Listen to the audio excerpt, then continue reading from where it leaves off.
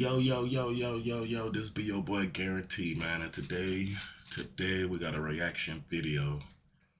Got a reaction video based on a documentary speaking on a family that went on a camping trip, which ended in a brutal massacre. I don't like these type of things, but someone sent me this video and told me, so I like when you guys send me videos, I'm just gonna be watching them like pure with you guys, like. So I haven't seen it yet. Title, of course, I've read and kind of put it together, but I don't know. I don't know what's going on in here, and we about to find out today together. So like, comment, subscribe. You know what I mean? Tell a friend to tell a friend. You know what I mean? This is guaranteed GT3 Good Times Entertainment. Like I said, a family camping trip which ends in a brutal massacre. We're gonna check it out. We're gonna see what it's about. I'm gonna be pausing in and out, giving you my insights. Hopefully it ain't too much pausing, and whoever this narrator is did a good job at narrating. So, because if they didn't, then I'm the backup narrator, in a sense, of trying to break down what's going on. So definitely, let's get into it.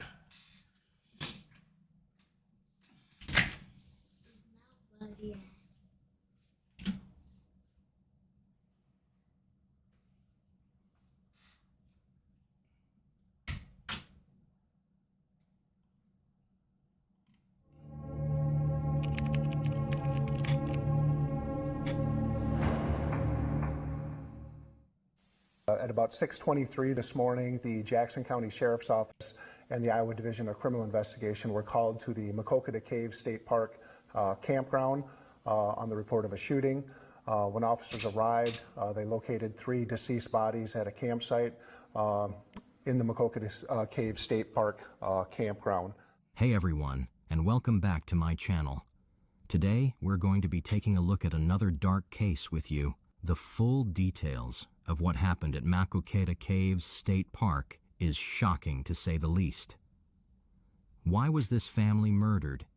And what is the fate of the only surviving son now?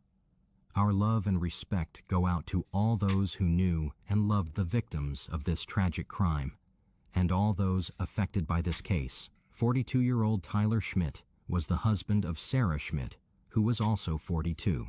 He grew up in Cedar Falls, Iowa, United States. Tyler's wife, Sarah, was born in Kansas City, Missouri, but lived most of her childhood in St. Louis. She had 3 siblings. They both attended Truman State University in Kirksville, Missouri, and then lived in Lawrence, Kansas. Tyler was an IT software engineer at Trevapae, an overland park based in Kansas, while Sarah worked at the University of Kansas.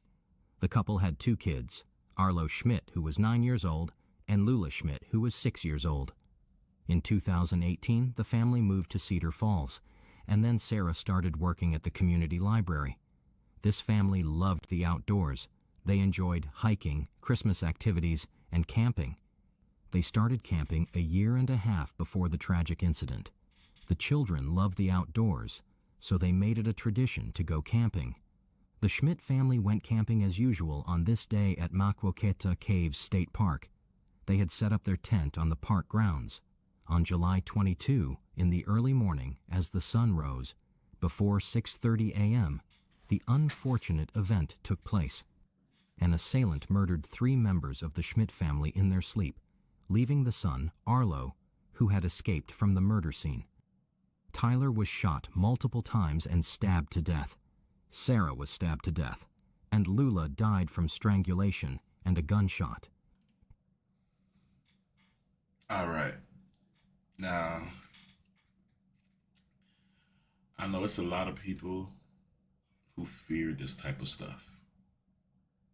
I definitely do. This is why I don't indulge into too many, but some of you would be like, man, you're not supposed to stop living because of your fears, right? Which is definitely true. But when you think of things like this that's happening to families, to people who just want to have a normal family, who this is what they all dreamed of having for somebody in the middle of the night to come just take all that shit away from you. Completely turn your life upside down. Yeah, I think Anthony Orlando Sherwin, a 23-year-old man from La Vista, Nebraska, was suspected to be the murderer. He also had been traveling and came camping at the same park with his family. His father, Joe Sherwin, and his mother, Cecilia Sherwin, but they were 75 yards away from the Schmidt family. Arlo, the son who escaped, ran out to cry out for help. He met another camper who happened to be Sherwin's mom, trying to explain the situation to her. Cecilia, Sherwin's mom, held the boy's hand and walked fast to the entrance of the camp. It was there she called 911. Jackson County 911, where's your emergency? Massacre Caves. Massacre Caves? Yeah, Okay, what's going on out there? shooting. And he said that his parents were shot in the blood. Oh, I don't know if that's his fault. He doesn't know if they're shot. It's scary. I woke up and there was like someone in the black clothes, and they had a weapon, and my sister was screaming. Are there any shots, or what kind of weapon did he have? I think it was some kind of small gun. What is your name? Cecilia Sherwin. You're the park ranger? Okay, you go ahead and talk to him, okay? Hey, thank you very much. I don't want to hide from them anymore. What do we do? Are we not men?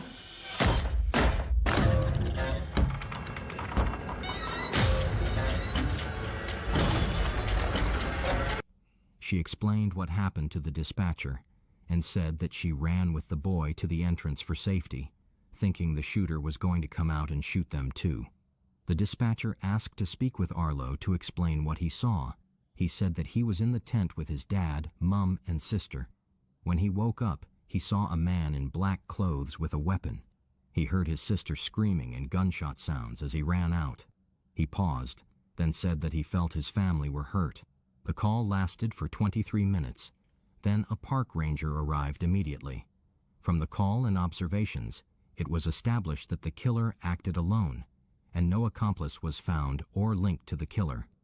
When the police arrived, they found 3 of the Schmidt family dead. Then after a thorough search, Sherwin was found dead somewhere in the camp. Investigations conducted showed that Sherwin committed suicide. He died of a self-inflicted gunshot wound. The officers arrived at the incident scene before 6:30 a.m. and asked that all campers should evacuate the park. They were all interviewed by the officers trying to gather. and that's another thing right there that I hate about these guys. For real. You do things like this, then they shoot themselves. Like, that's coward shit. Like, you're a coward. You're an absolute coward, bro. Other solid information to use for further investigation. It was then they found that Sherwin wasn't part of the campers that left the camp. Also, when they heard that he was armed, they surrounded the park in search for him until they found him dead. From the search and little observations made, it was determined that Sherwin was the killer. Officers found the body of this man, Anthony Sherwin, who's... Look at him. We got a lot of them out here that looks like that too. They look exactly like that. Like, there's a lot of them out here that looks like that. Anthony Sherwin, that nigga, he just destroyed that family, and then this was his. That's how he escaped it, killed himself. That's coward. That's coward. I'm not fear of nobody like that, right?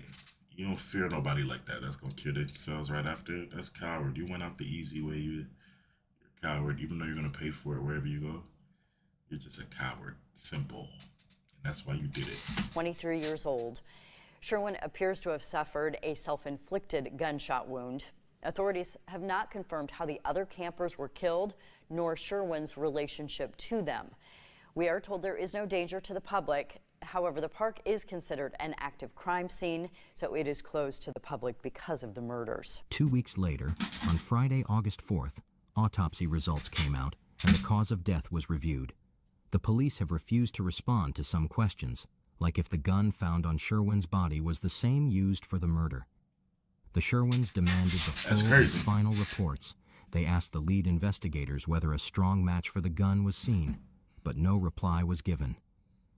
Debbie McClung, Strategic Communications Bureau Chief with the Iowa Department of Public Safety, said that the information they demand is not public. They can only share immediate facts and circumstances of the case. The DCI also declared that all evidence collected from the time of the incident to the present is substantial enough to conclude that Sherwin was the one who committed the homicide, and he acted alone. The Sherwins don't believe it. Cecilia said that her son couldn't have been the killer. His character and the evidence shared so far do not prove that her son committed the act. She said that Arlo mentioned that the criminal wore black. Now, she said her son didn't do it, which I feel for the parent because, it's times where, parents, they don't really know how their kids, how they really feel and what kind of person they're going to turn out to be. So this woman is just speaking because that's her child. You feel me? That's her baby. It would always be, no matter what. And the dude's a monster, though. He's a monster. And some parents, we ain't going to be able to, you know what I mean? That could probably go for me, too. My child do something, I'm still going to look at it as if my child, but you're still going to have to get dealt with. You're still going to have to get dealt with. But her son wore green that day because she had given the green shorts to him that day before the shooting as the only clean clothes remaining from traveling and camping. She also explained how devastated they were as parents to hear that their son is dead, and not going back home with him is still very hard to fathom.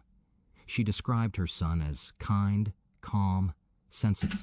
So wait, Sherwin family went out on a camping trip as well. And all this took place while they were on a camping trip with this guy? That's just crazy. That's insane. So imagine you and your family going out somewhere to enjoy a good time or whatever, and somebody out of the group does something like this. That is like on both ends, on both sides of the family, on either end. It's devastating. It's like, man, this shit is crazy. Like, and an outstanding student. She said he was an aspiring businessman and also said that her son would never do such an act. She sympathized with Arlo, saying that she regularly thinks of him. The Sherwins went ahead to independently get an autopsy report for their son, but the results made them even more confused. The police also refused to disclose the particular area in the park where Sherwin's body was found. The Quad City Times and the Dispatch-Argus requested multiple records related to the shooting under the Freedom of Information Act and Iowa's Open Records Law. However, the Iowa Department of Public Safety denied the request. The newspapers sought information about the incident, hoping to gain access to various documents. Despite their efforts to obtain these records through legal channels designed to ensure transparency, their attempts were unsuccessful. The Department of Public Safety's refusal to release the information prevented the publications from obtaining the requested details. Cecilia had concluded that the Department of Public Safety was totally ignoring all requests. The police could not say whether Sherwin had a criminal record. There were no records of criminal activities committed in the past by Sherwin found in the online court records in Nebraska and Iowa after searching.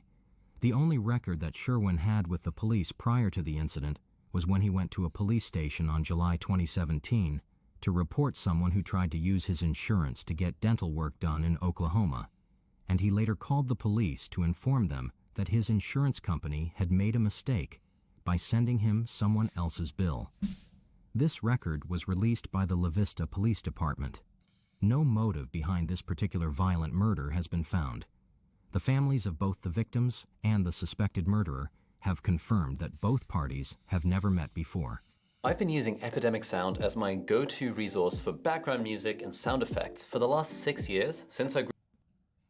Mitch Mortvedt, Iowa DCI Assistant Director from the investigation, said, that's crazy. Just sound like a senseless crime of act. Both family don't know each other. It was just one of those summers where they wanted to go camping. You know?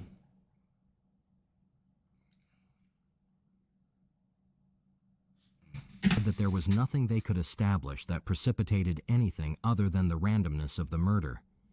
He also said that investigators have found hints as to what the motive was, but don't plan to release that information to the public. Local 4's Matt Holden reports they can't find any motive so far.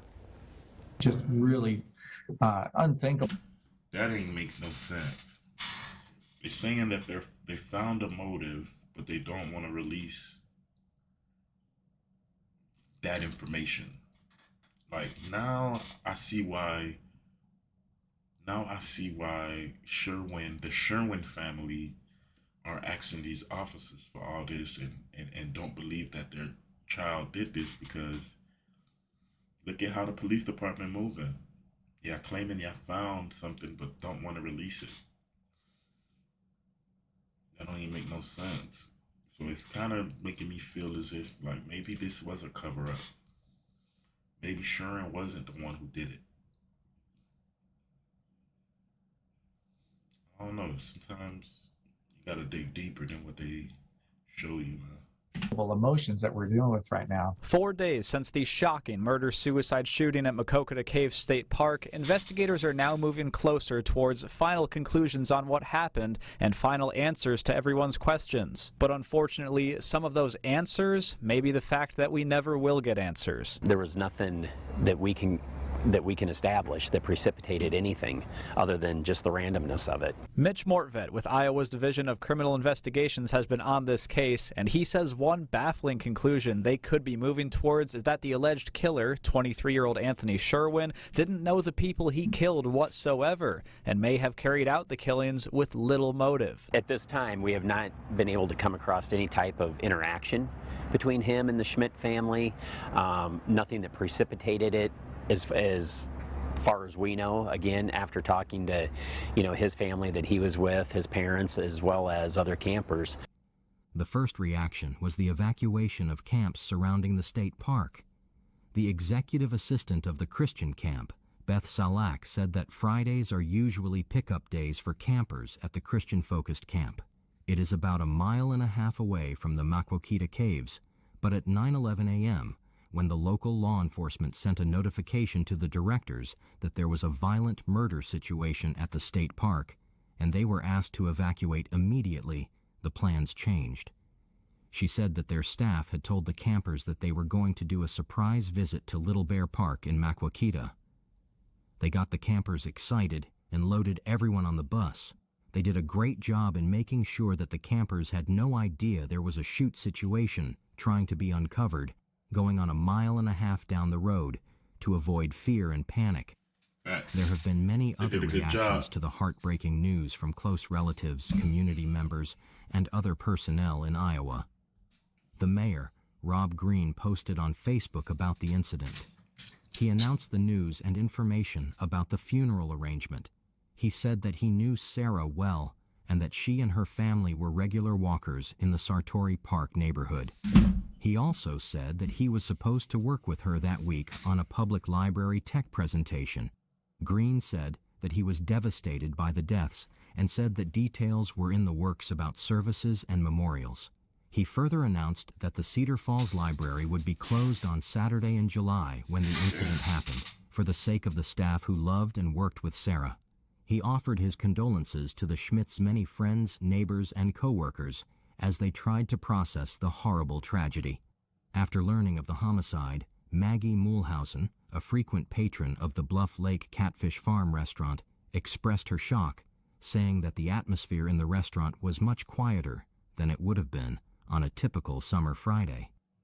The restaurant is located so close to the park that both customers and employees typically drive through it to get there.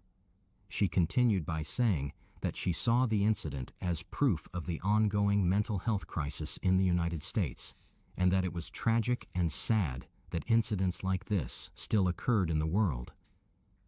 The eastern entrance to the park, which was closed off throughout Friday afternoon on the day of the incident, was being watched by armed DNR conservation officers, according to DNR spokesman Tammy Krausman, who announced that the gate will remain closed until July 28th.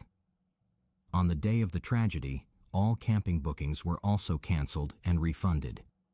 That same Friday afternoon, Iowa DNR Director Kayla Lyon issued a statement in which she expressed her sorrow for the families affected by the tragic incident. Reparer Ashley Hinson of the United States also made a statement on Twitter on the horrific and senseless act of violence that occurred. He expressed sympathy for Iowans and reassured them that they would continue to monitor the situation until it is resolved. The Cedar Falls community is remembering a family who lost 3 members in a senseless killing at Massacre Cave State Park. Just one little boy survived. Our hearts are beyond broken and our lives shattered to pieces. We go on for Arlo to love and support him. The city held a celebration of life ceremony for Sarah, Tyler, and their 6-year-old daughter, Lula. Their son, 9-year-old Arlo, survived. Several family members spoke to the crowd, saying the Schmidts were lovers of the outdoors. I wonder how that little boy, man, like, God, put your hands on him, because this is something that he's gonna be living in this moment for a very long time. Very long time. My condolences go out to the family. But he's going to be going through it for a while. Hopefully they help him seek help early. He'll be able to overcome those obstacles, with the right help. And big family people. Arlo was not there, but Cedar Falls Mayor Rob Green says they hope this is something he can look back on when he's older. Hey, want to know how I got this $50,000 check for an accident I was involved in over 5 months ago? Look, if you've been... Many other official personnel made posts and comments about the incident, expressing their grief and reassuring the community members of safety. The firm that employed Tyler also issued a statement stating how devastated they were at the hearing of the terrible and untimely passing of their colleague, his wife, and their daughter. They continued by describing how Tyler was a delight to work with and how he was an exemplary professional, a partner to their clients, and a mentor to his co-workers. I ain't gonna lie. He seemed like he was a great dude, you feel me? He seemed like he was a stand-up guy, for sure, for sure. His family definitely looked happy as fuck, The company expressed its profound sympathies to his family and his surviving son Arlo, and said that they will miss him greatly.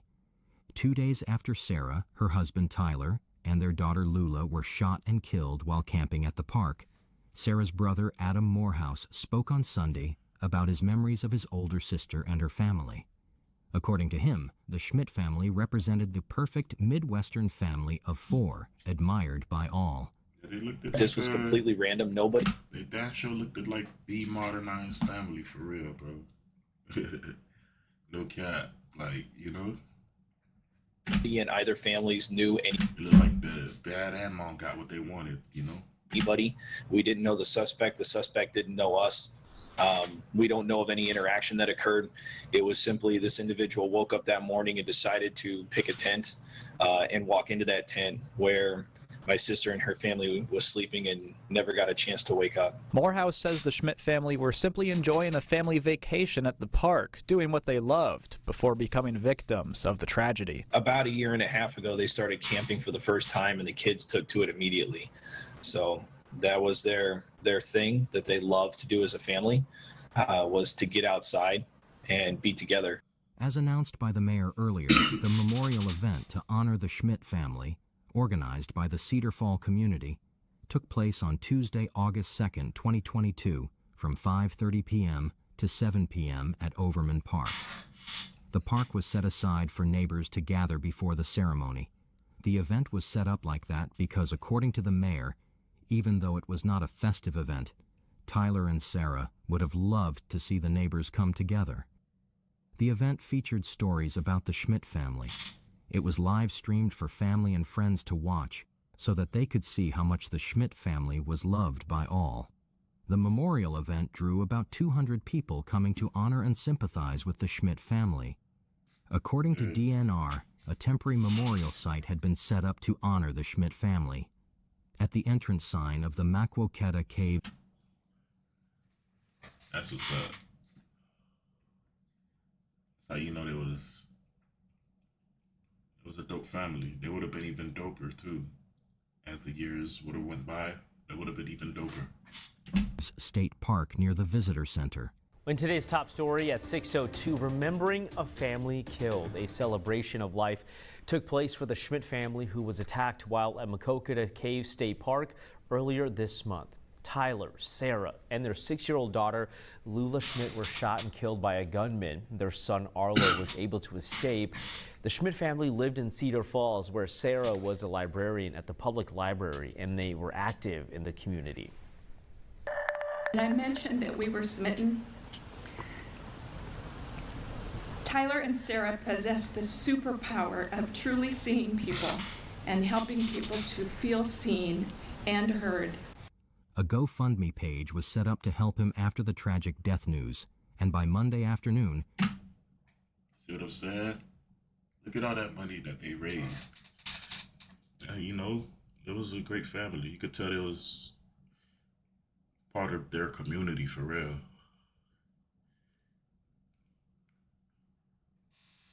In just a short period of time, look at all that money they raised.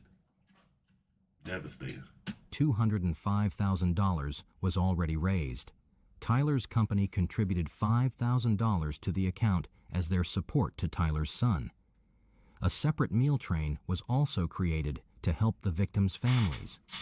Right now, the account for Arlo has collected $294,000, and it's still accepting donations. He is living with an aunt and uncle in Cedar Falls, Iowa.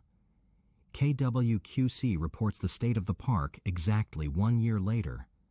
The park is very active, and families are still camping at the park, having fun and enjoying the caves. The news interviewed Scott Carroll from Wisconsin, who was camping with his family. He said in his interview that he won't allow the scary and violent event to ruin his time with his wife and daughter. Tomorrow marks 1 year since 3 members of a Cedar Falls family were murdered while camping at the Massacre Cave State Park, and there's still many questions left unanswered. Tyler, Sarah, and 6-year-old Lulu were found dead inside their tent around 6 in the morning. The family's 9-year-old son escaped and survived the attack. Investigators found the body of 23-year-old Anthony Sherwin near the scene. They say he died from a self-inflicted gunshot wound. Investigators say the Nebraska man was in the park camping with his family at the time of the murders. The Iowa Division of Criminal Investigation said evidence showed Sherwin acted alone in killing the 3 family members, but investigators never released a motive. They also never released how or if the family and Sherwin knew each other.